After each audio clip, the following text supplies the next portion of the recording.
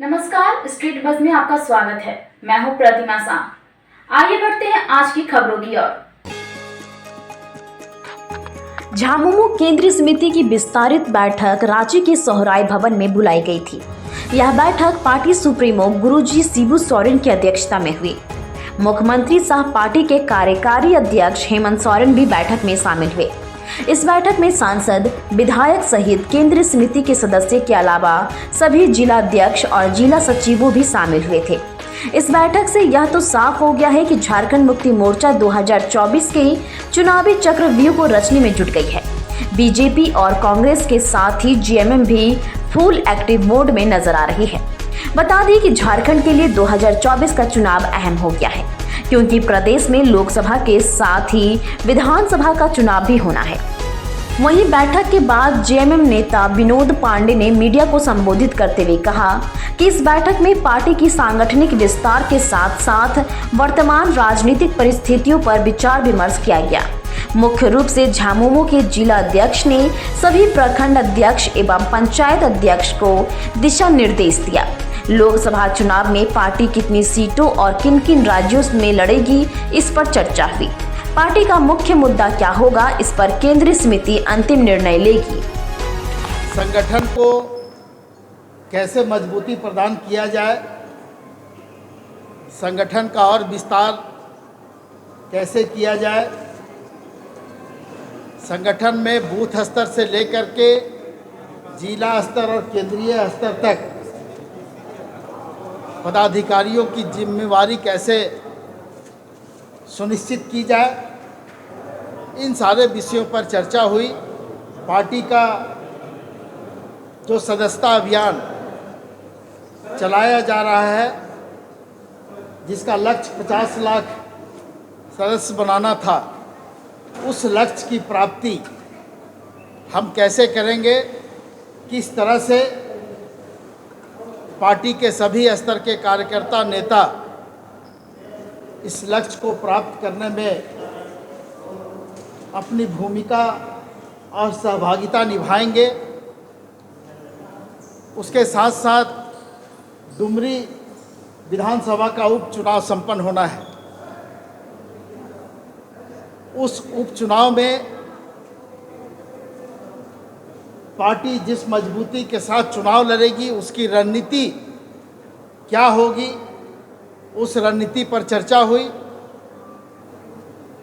और उस रणनीति के तहत बूथ कमेटी से लेकर के पंचायत कमेटी और प्रखंड कमेटी तक का गठन तुरंत सुनिश्चित करने का निर्देश पार्टी अध्यक्ष के द्वारा दिया गया है बोकारो जिला समिति को। उसके साथ ही सरकार के द्वारा जो योजनाएं चलाई जाती है, सरकार के द्वारा जो कार्यक्रम चलाए जाते हैं, उन योजनाओं का, उन कार्यक्रमों का किस तरह से प्रचार प्रसार हम लोग करें, किस तरह से लोगों के दिलों तक, लोगों के घर तक, लोगों के हाथ तक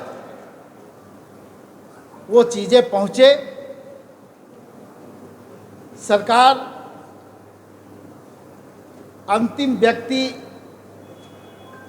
तक अपनी योजनाओं का लाभ पहुंचाना चाहती है, लेकिन निश्चित रूप से कुछ न कुछ कमियां खामियां रहती है, जिसके चलते अंतिम व्यक्ति तक कभी कभी वो चीज़ें नहीं पहुंच पाती हैं।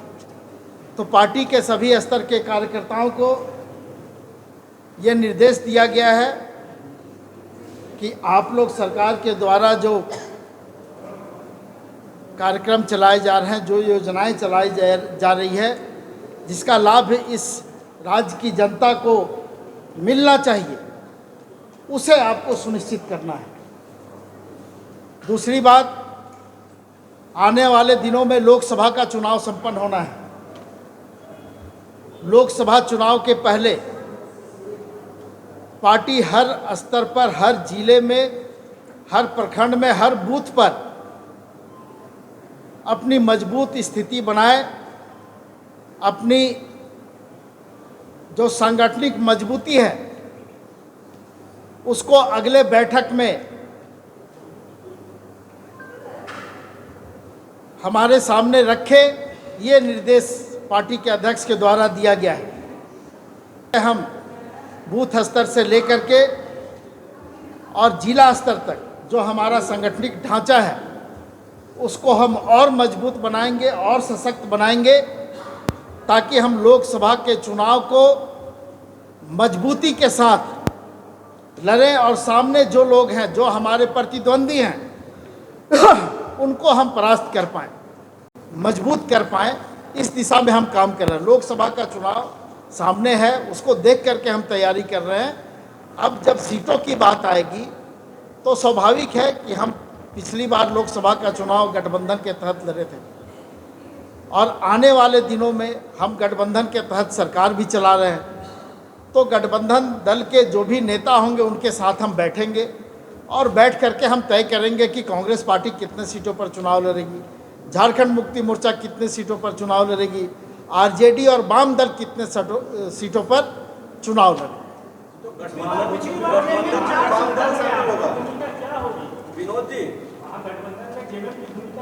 आज जो हमारी भूमिका है, इस राज्य में हम बड़े भाई की भूमिका में है और इस राज्य में सबसे ज़्यादा सीट झारखंड मुक्ति मोर्चा है।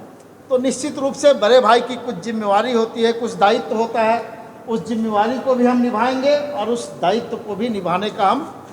ऐसे ही तमाम खबरों के लिए स्ट्रीट बस के YouTube चैनल को लाइक और सब्सक्राइब करना ना भूलें। धन्यवाद।